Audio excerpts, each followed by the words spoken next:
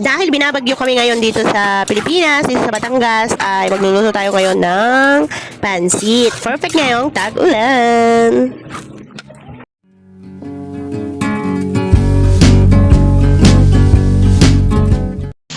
Okay, low budget tayo ngayon. Ito lang ang aking pansahog, manok, nakakapiranggot. So, tira-tira lang dun sa pinaghiwa-hiwalay kong ulam nung nakaraang araw. So, nung naghiwa-hiwala ko ng mga konti-konting mga pira-piraso para pag nagigisa nga ng gulay, aking maisasahog. So, low budget na naman tayo, guys.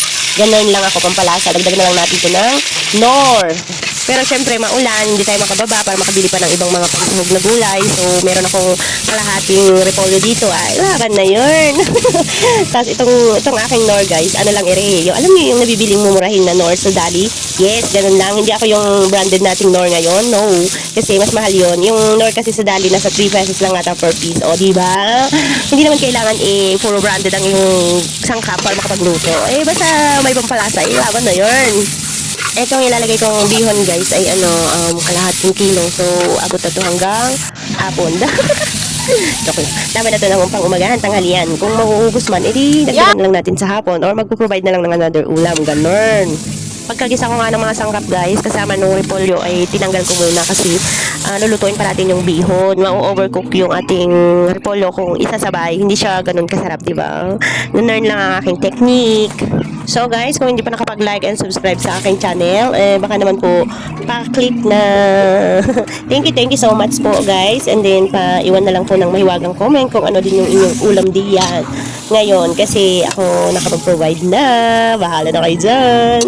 Hindi, kasi syempre hindi ko makalabas. Ay, may tindahan naman. Hindi, kuha na lang ng ano. Ay, naku, my God. Ang buhay natin, laging low budget. Kasi yun lang yung ating kaya, di ba? Bakit pa tayo mag-feeling rich? Kung hindi naman kaya, di ba? Yun na, yan, laban na yan. All the girls with pretty mouths, they always walk your way. They follow you in cars and bars and even on airplanes. I'm special, yeah, I'm special, cause they just don't got.